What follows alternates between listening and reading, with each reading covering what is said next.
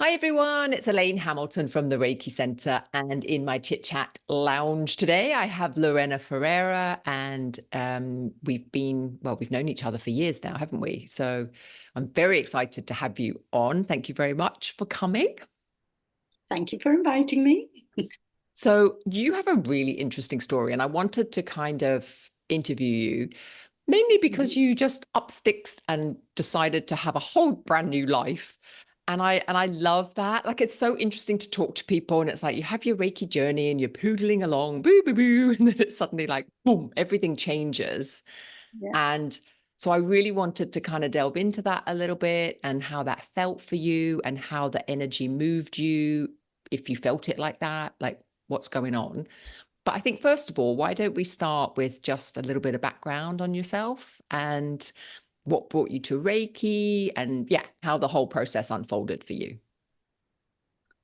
Okay. Background wise, I'm pretty much an international. Basically, born in Brazil, grew up in the Isle of Man. I've lived in 10 different countries. So I always find it hard when somebody goes, "Oh, where are you from?" and talk about yourself. I'm like, "Well, where?" So I'm kind of used to change in locations and things. However, I was in Singapore when I first came across um, Reiki, and it was during COVID. So like lots of people say, COVID was such a terrible time. For me, it was actually an amazing time because it was the start of my discovery and journey deeper into things because before I was always busy working, going on holiday, and then suddenly I couldn't go on holiday. I was stuck in Singapore. My husband was stuck in France, so I was by myself in Singapore. I was a teacher, so I had the summer holidays, and it was like, oh wow, what am I going to do? And then so I did my yoga teacher training and meditation guiding training. And then a friend just said, should we do Kelly, who I trained with, should we do Reiki? And I'm like, what's that? I didn't know Reiki at that time. She's the one who instigated this and said, should we do this? And the more I looked at it, I was like, yeah, let's, because we were on that trajectory. We'd done the courses together. Um, yeah, and we did the Reiki. We did the Reiki one because of COVID. It was online, so it wasn't in person. But Kelly and I were together. We were allowed to be two people together. So we were together during the training. So we went through that together. And I remember when we had our first attunement with you, we were at my house. And I must admit, we had the attunement. And then we both looked at each other and went, "Did you feel anything?" And we went, "No." "Did you?" "No." So at first we were literally like, did it work? Did it work? So we Yeah, what just is this? started, yeah, we were really like, oh, okay, not sure. But then what happened to me was at the school I worked at, um, a friend of mine heard that I'd done a Reiki course. And then she was like, "Oh, Lorena, can you Reiki my knee?"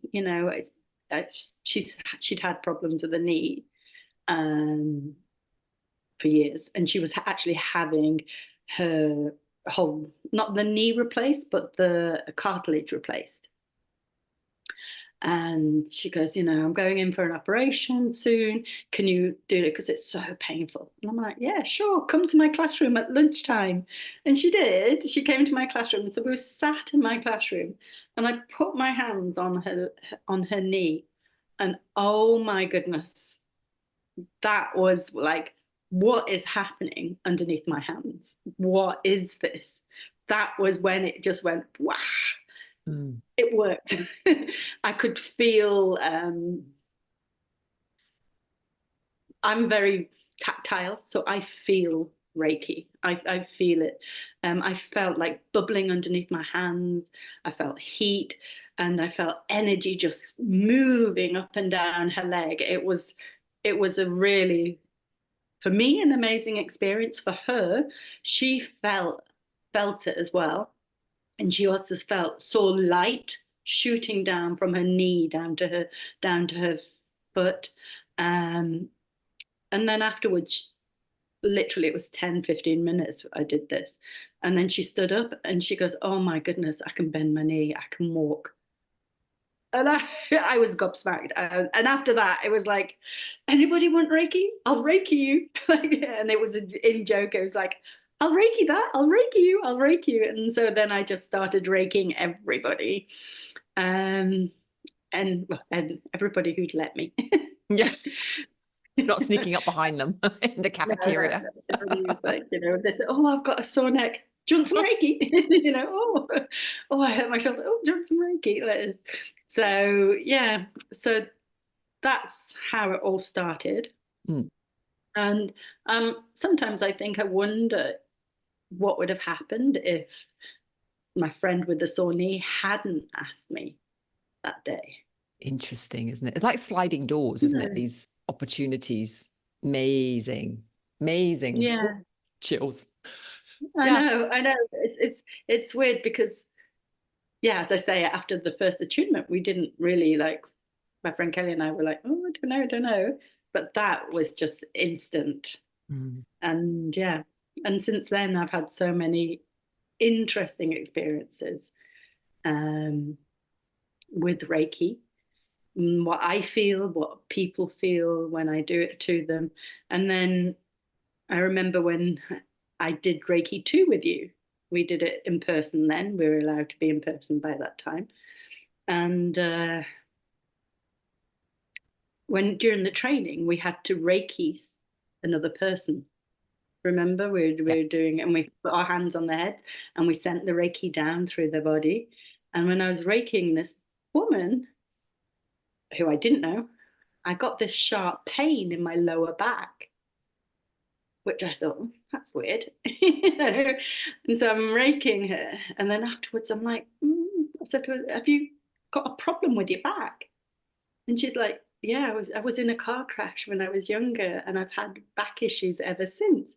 And then that was like, oh my goodness. Again, another whole different thing. It opened up the fact that, I'm a bit of an empath. I often feel the pain, or when I'm raking somebody, I can feel where the problem is that they've had.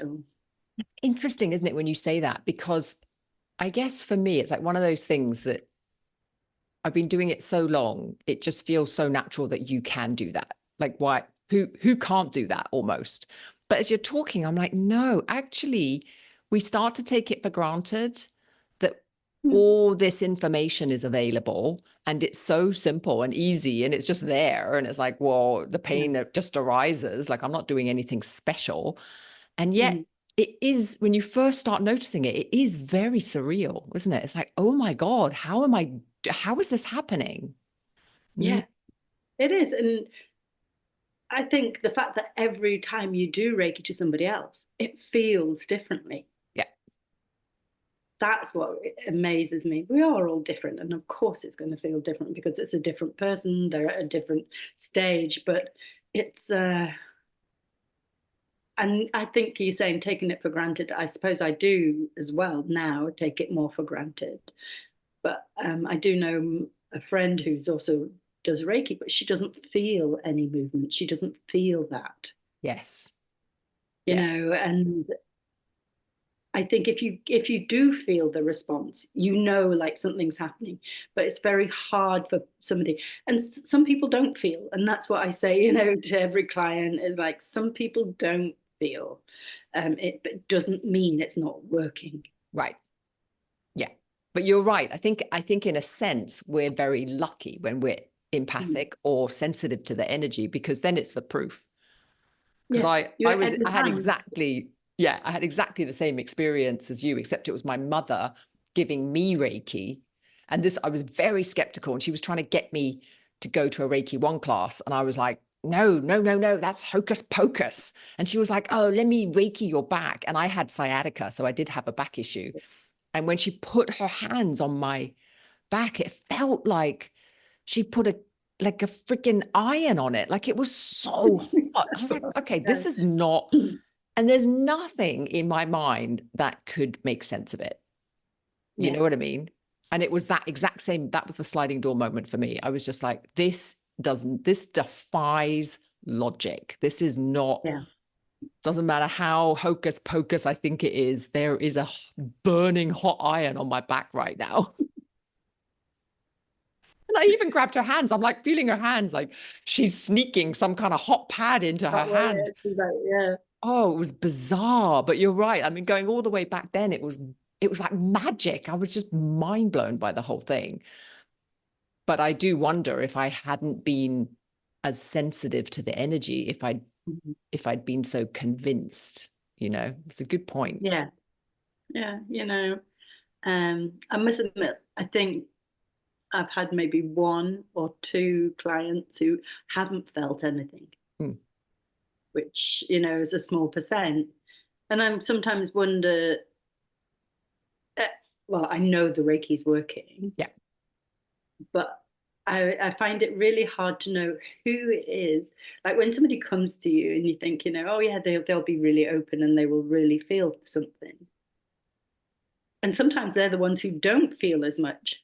And then you have these clients who come and you Reiki them, and afterwards they're like, oh my God, I felt this, I did this and this. And you're like, whoa. And you're Yeah. like really surprised how they respond. And the way what they feel is so different to what I feel. Yes. Yes. It's You know? amazing, isn't it? I've had the exact same thing. Like often now, and this is over years, when the person comes in very spiritual, like Yeah. I'm a Tai Chi teacher, I'm a meditation teacher, I'm a spiritual Mm. guru. Those are the ones I worry most about because I'm like, Yeah. The energy thing. sometimes they can be just so dead inside because they're all gurufied. You're just like, And then it's like the bodybuilder coming in with his girlfriend just because she dragged him in and he's the one that kind of whack. Yeah. It's like, oh my goodness, what did you just do to me? But I love it. I love that about Reiki. It's like there's no real, it's like, and I guess over the years, I would describe it as a certain openness, like an honesty Mm. with the openness rather than a thinking you're open when in fact you're shut as tight as a clam, right? And it's the openness to the healing or the openness Mhm. for change maybe, or, but there's a certain readiness. And Yeah. then it's like it all just bursts open. And whether that comes through as a sensation or whether that just comes as a deep like relaxation or but there's something that happens, right? And then the person's left feeling, okay, something happened, Yeah. right? Yeah. Yeah, and some, as you say, like sometimes it is just an openness. I've had people afterwards just saying, "I feel lighter. I feel Yeah. just like a weight has just been lifted off." So it's not that physical, the heat. It's just that sort of lifting of like, ah, Yeah. whatever was keeping them down. That's what I love about Reiki as well. It's not just the physical; it's the emotional and the mental Yeah. aspect of it. You Yeah. know, And that I think if also that's what you need, sometimes that's what you get. they can walk out of the session or walk out of the introduction or the workshop or whatever, kind of like you did, which is a bit like, okay, well, that was kind of weird and didn't really feel much. And then there's something, I had this woman that texted me after an intro talk. So that was just literally an intro talk and then an attunement. And then they did a little bit of Reiki in amongst themselves in the group. And then she went home, didn't feel anything, kind of left thinking, well, that was a bit nondescript, right? And Yeah. she texted me next morning because she went home and she sat and she told her mum all about it. And then they had a really nice conversation. And it wasn't until the next morning she woke up and she was like, hang on a minute, my relationship with my mother is usually so fractious. I don't talk to her. Yeah. And yet she'd gone home and just had this beautiful conversation and not even realized it till the next morning how weird that was and how unusual that was.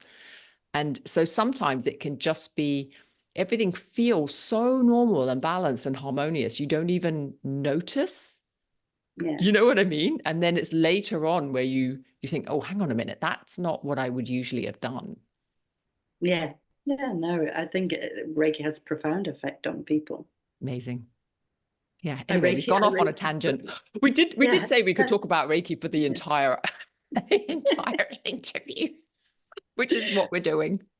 Yeah. I Reiki'd somebody the other day, and bless, he after we finished it, I went to his house, luckily, because afterwards he just had to sleep. He fell asleep for 2 hours afterwards. He was shattered. He was just like, he'd been lying on the bed for the hour for the session, and then afterwards he just literally got off that bed, sat on the sofa, and was gone for 2 hours, because that's his body needed rest. Yes. He's recovered from an operation, so it was like, that's Yeah. what you need. Yeah.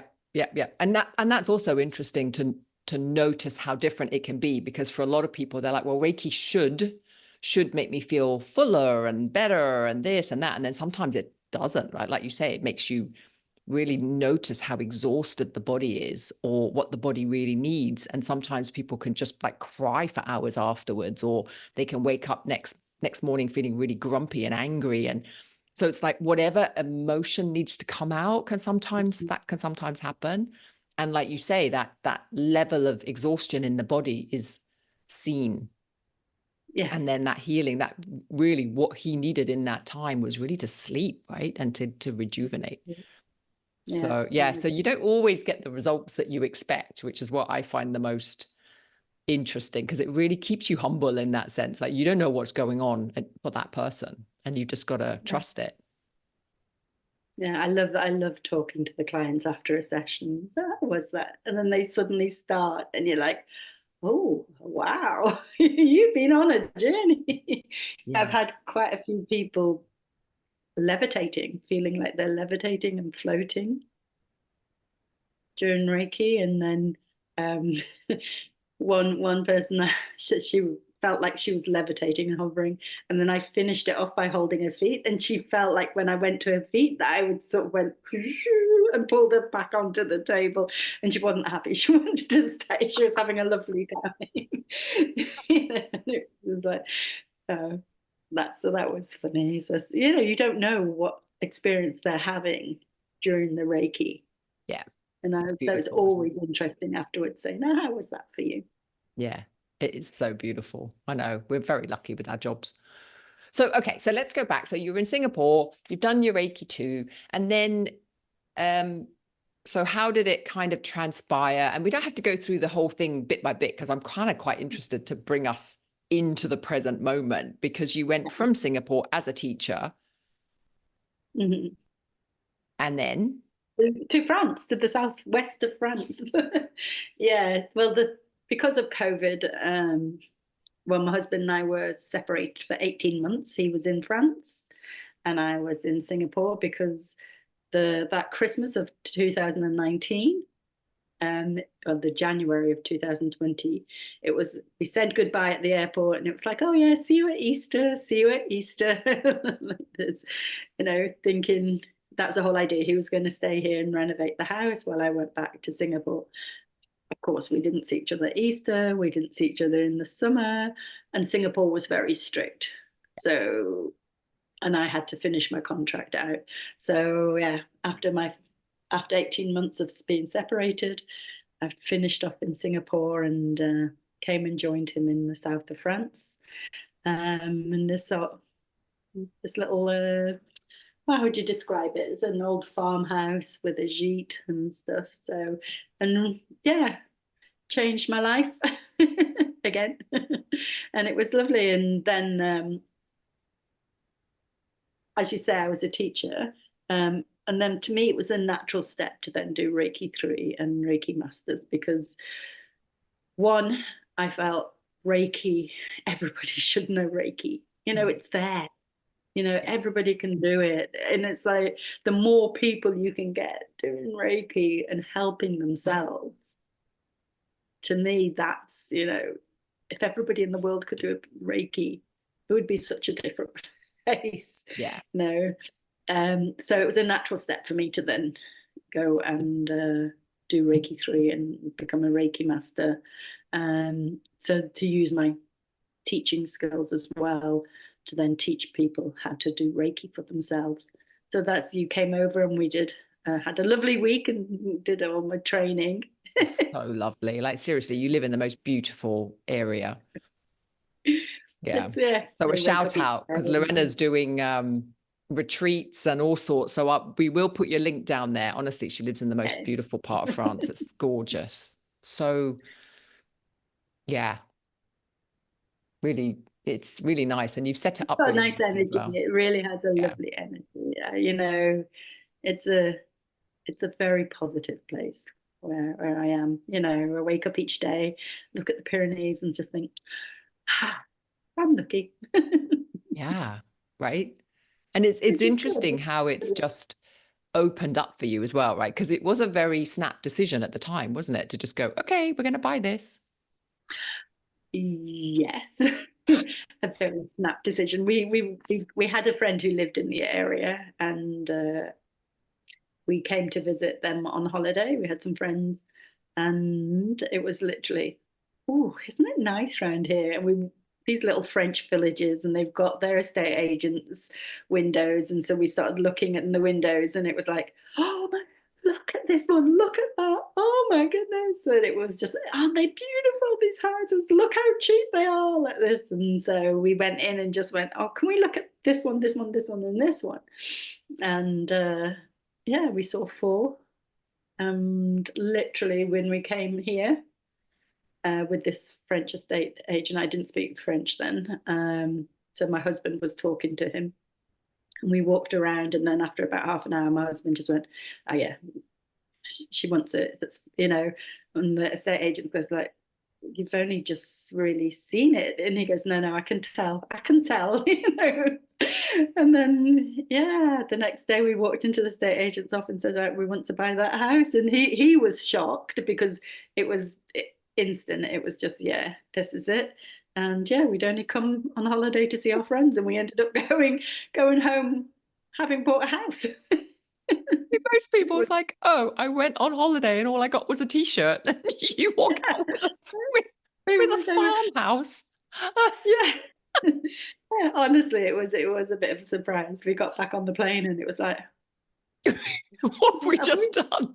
we just bought a house?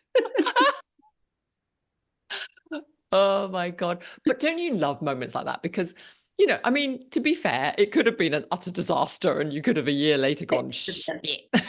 But Yeah, I why did mean, we look, do seriously, like, that? look what you've done with it. It's kind of like you've renovated it. You're doing Airbnb. You're doing retreats. You've, you know, we're talking earlier about your French has just come on leaps and Yeah, I mean, it's amazing, really.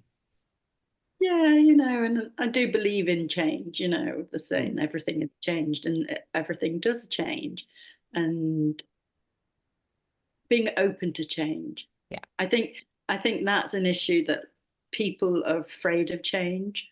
mm, You know, they like where they are, or they feel this is, they're comfortable where they are, and so they don't have the courage or the desire to go live somewhere else. It's not for everybody. It's no, hard. It's not easy uprooting yourself and moving to a completely new country. yeah, You yeah. know, it isn't easy, but there are so many rewards to it. Yes. You know, Yes. And I think also, I don't know about you, but because I'm very similar, like I moved around since I was 7. And so the getting into a new school, getting into a new country, making new friends, all this kind of thing was just part of my life. I didn't actually know what it was like not to do that, not to, you know. right? Mm. And so I do, but I do see like here in the UK, the people I know, they don't want to move around because their family, their friends, their life, their everything is in the same place. And I kind of get that as well. Like I think if my entire family was all in the same town, I would find it a lot harder to move. But Yeah. you know, as my family is exactly like me, like we're scattered across 7 different countries. So I'm kind of like, well, there is no, Yeah. there is no kind of home that is trying to pull me back because there's Yeah. no structure like that. So therefore it is easier in a sense to move around because you're just kind of like, well, everyone's moving when around. yeah. Yeah. And I don't know, in the different countries I've lived in, I've lots of people say, oh, which was the best place that you've lived in, Zambia or Singapore? And I'm like, they were the right place at the right time of my life. For that time of my life, it was the right place, you know. I enjoyed being there. I've loved, you know, everywhere I've lived, and everywhere has positives and negatives. Yeah. You know, I'm not foolish to think, you know, oh, this is perfect. This place is going to be perfect. There's always going to be something that's, you know, Yeah. maybe niggles you a bit. But you can, I don't know, I do believe in being happy with yourself. You know, you can be happy anywhere. You can be in the most beautiful place. If you're not happy with yourself, Yes. then you will be unhappy there. You know, Yes. you take yourself with you. It's not like, you know, so you have to be yourself, content with what, you know, who you are, what you are. Yeah. Yeah. And I think Reiki helps with that as well. Yeah. I think Reiki is very grounding.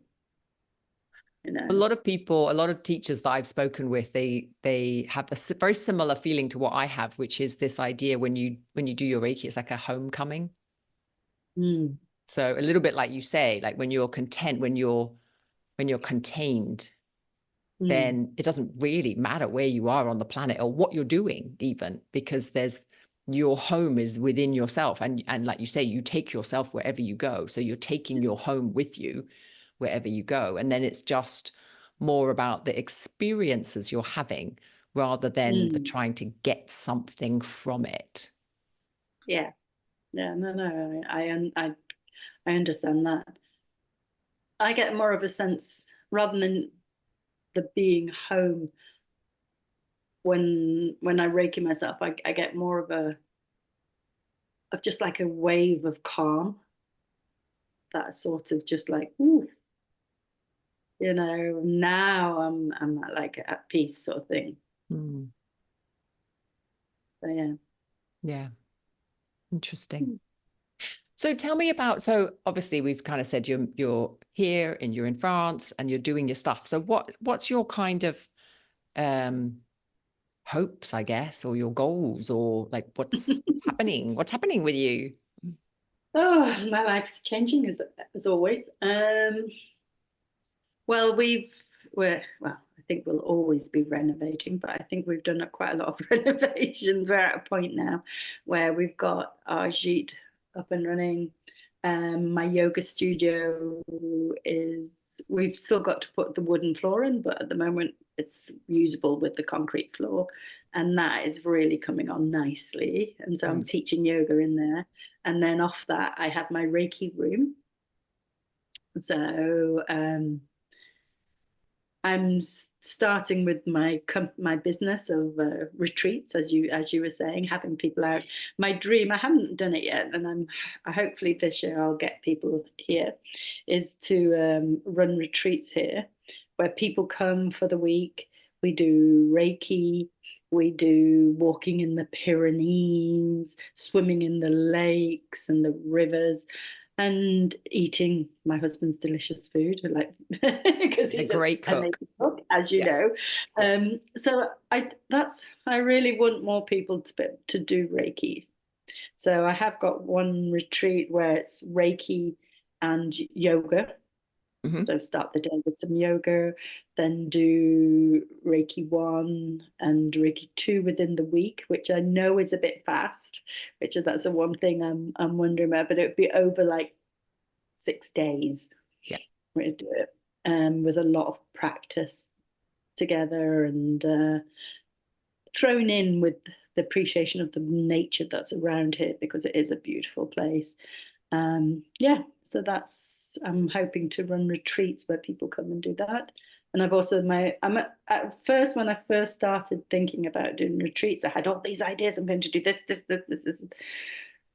And now I've come down to two retreats. One is going to be the Reiki and yoga, and one's going to be yoga and art with an introduction to Reiki. You know, I'm Nice. trying to get the Reiki in, but I know lots of people are yoga people rather than Reiki people. Yeah. So yeah, and I teach Reiki when I have people who come and ask if I could teach them Reiki. So I do that. So online and in person, I've taught Reiki to people. Amazing. And just, yeah, keep doing that. That's what I'd like to do. Yeah. Yeah. Amazing. And has it been difficult in terms of, like, obviously you're juggling a lot of things, you're getting the rooms ready and you're doing all that kind of thing. And you're also trying to learn the language as well, because right, French is not the easiest it's language not, to learn. it's Oh my not God, the I don't know easiest. why they have so many letters that they don't sound. Like you see a word and it's like, how do you pronounce that? Do I sound that letter or not? Do I? To me also, it's all the words that have gender. I'm like, how am I supposed to Oh remember yeah. what gender is what animal, or what is a table, a l or a la? I mean, it's, oh my God, honestly, I'm just, that just is so, why do you have that extra complexity? That's just way too If difficult. you find that hard, be careful. I did German as my degree. That's you've got feminine, masculine, and neuter. So Yeah, you've true. got three to choose from. That's like what? But yeah. So no, we've definitely been very busy, Hmm. busy. But yeah. Sorry, what was your question? I was wondering if it had been difficult to kind of Difficult. attract the, or any lessons that you've learned, I guess, if anybody's listening that is also thinking about starting afresh. Because oftentimes, when people train as a Reiki teacher, they want to teach. And Mm. then there is a kind of quite a steep learning curve, because you Hmm. think, oh, because it's so wonderful, everyone's going to want it. And then when you Yeah. hit the reality of it, it's exactly like you said, like, actually, people are probably more interested in yoga and art and nature. And then the Reiki subset seems to be a lot smaller, I guess, than we'd think it would be, because it's so amazing. But of course, we're the Yeah. ones that think it's amazing. And that sometimes doesn't trickle out into the general population. Yeah. It can be a bit of a shock to realize how niche we actually are. Mm. Does it? Yeah, no, and I must admit, this is something I am still learning. I'm still on that learning curve, definitely. And I know one thing I still need to do is learn a lot more about marketing, Mm, and how to spread. Nowadays, it's a lot on Insta and a lot on Facebook. You have to be really proactive, and that's something I'm not very good at. yeah, That is something I do still need to learn. So if you did want to set your business up, yes, it's learn to do it, but then you also have to learn how to advertise and how to yeah, market yourself. I've This time last year I was creating a website. That was a huge learning curve, how to create my own website. That was like, oh.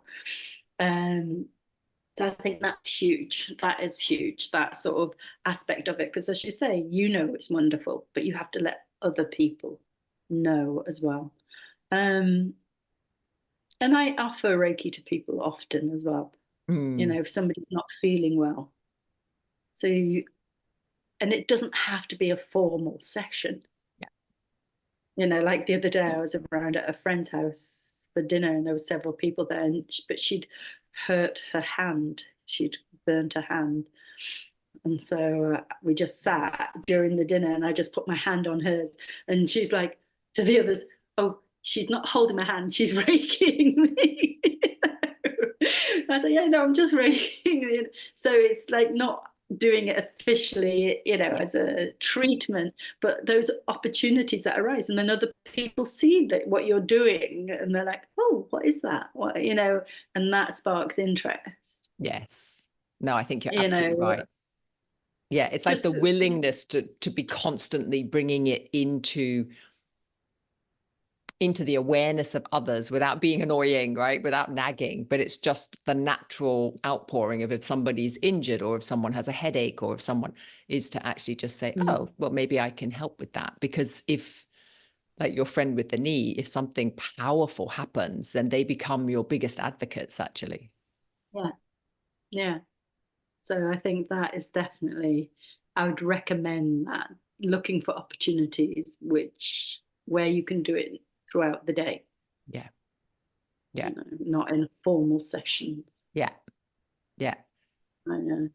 Yeah. But it is tough though, I think, for people. I think people, when they get out and they're like, oh, it's a little bit like life coaching, people, I'm changing, I'm going to be a life coach. And then you get out into the market and you realize there's 10,000 life coaches for every person that needs a life coach.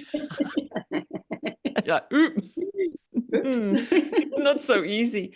And I think sometimes with Reiki, it can also be an education in itself, an education of what Reiki is, and also an education of what Reiki isn't, because it also depends on where you are as to what the idea of Reiki is in the first place. So it's kind of breaking down some of those. So it's not only about marketing yourself as the Reiki teacher, but it's also marketing Reiki, right? It's like the whole thing, because there is so much misinformation. Well, not misinformation, but over the years, Reiki has kind of morphed into lots of other things. I think it's lost a lot of its straightforwardness in that sense, in certain areas, right? Yeah, I think here in France they also have something called magnetism. Yeah. And energies or something, I don't know. So they have a different form of energy work, Yeah. which people have heard of. So lots of people think it's those types of work and not Reiki. Yeah. Yeah. And there probably is quite similar. There's probably quite a lot of Yeah, similarities as it's well, right? energy work. It's energy work, Yeah. but you know, it is slightly different. Yeah, and some people have lots of people seem to think it comes from China. Oh, fair enough. When you say, and you're like, really? Okay.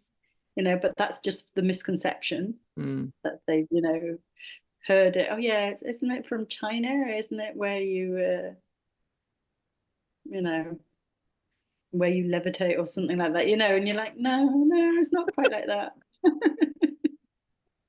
Only some of my patients levitate. Oh, I mean, clients. Only some of Yeah, my clients clients. levitate. Not everybody. Not everybody. I realize that like what some people do. Some people feel they do, even though for me, there's definitely their bodies are definitely still on It's the definitely table. on the table. I know. Because it just feels like such a beautiful unfolding process that has happened for you. Yeah, and to be honest, the only regret, I was thinking of this, I love Reiki. My only regret about Reiki is that I didn't come to it earlier. Mm. I really wish I had discovered Reiki earlier in my life.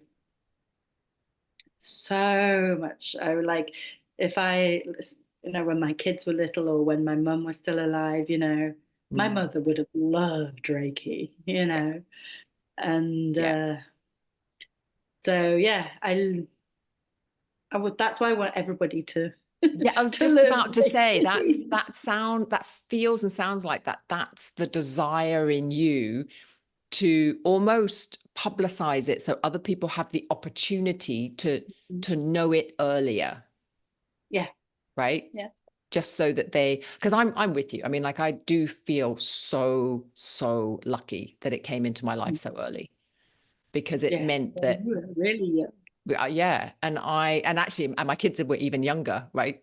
So Yeah. I kind of passed it down to them, and I do think that a lot of their resilience, and I think a lot of my resilience, and certainly my relationship with my mother, we didn't have the easiest of relationships before Reiki, and that really brought us together. Like she's my best friend now. Yeah. And I feel so grateful. It's like Reiki in my life has just been such an important part of it. And I think that's why for me it feels like home, because Yeah. because all my adult life I've had it. So it has been home in that sense. As I've moved around and done different things, it's that constant that has, It's the compliment. oh yeah, always been there through thick and thin.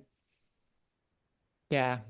So yeah, but I just, it's just so interesting when I talk to people, this unfolding process that just seems to happen, like, like that one incident with the knee, right, where it's like, wow. And then the one incident, you look at the house and you're like, yes. And you can, That's it. Yeah. Right. Follow that instinct, follow your tuition. You Well, it's know right it's right. there. Go for Yeah. it. Yeah. Yeah, literally it's right there. And it's almost like just this amazing unfolding process. And in part, you can't really miss it. But as you say, it's whether or not you have the courage to go, yes, I'm going to buy this house, or yes, Yeah. I'm going to offer Reiki to Mhm. somebody who's suffering, even if they might look at me and think I'm crazy. Right. And Yeah. that's a lot of people wouldn't do that because they're like, oh, I don't want to embarrass myself, or I don't want people asking me what's Reiki, blah, blah, blah. But just when there's this instinct or this, like you say, this intuitive sense to say something, do something, offer something, Yeah. and you take it, then there's a deep unfolding that can happen. But if you're constantly pushing back at it, going, oh, no, no, no, no, no, I can't put myself out there for whatever reason, then or being worried what other people will think of you. yes, then You nothing can know. shift, nothing can change, really, can it? Because it's like, well, how it's almost like, how is the universe supposed to offer you these gifts if you don't actually take them? Yeah. Right? Just Yeah. left at your Yeah. feet and then you walk over them. Yeah. Yeah. I think that's a good little wrap up, actually, to finish up. So we're going to put your details down at the bottom of this, in the Okay. blurb. So if anybody fancies a beautiful retreat to the south of France, it's not south of France, sorry, you're near Southwest France. We are west, southwest. Yeah, no, because southwest, if you say the south of France, people think Nice Nice. and Marseille and Yeah. that side of the coast. But I like this side. We've got Spain nearby. We've got the Pyrenees and the Atlantic coast. Yeah. So Yeah. It's beautiful. And when I came to visit you, I did a little side trip to um Lourdes. Oh, I want to come back. I've just like, I keep on getting these flashbacks of the energy there. And I was just like, oh my God, I need to go back and sit in that cathedral again.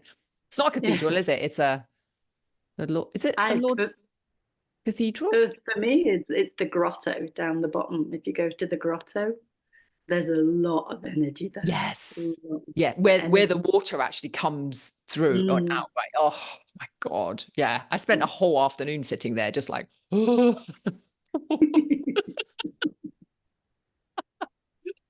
Oh, thank you so much, Lorena. It's been such a joy chatting You're with you. welcome. Yeah, always a pleasure to talk to you, hey?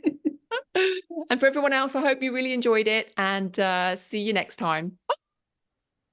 Bye.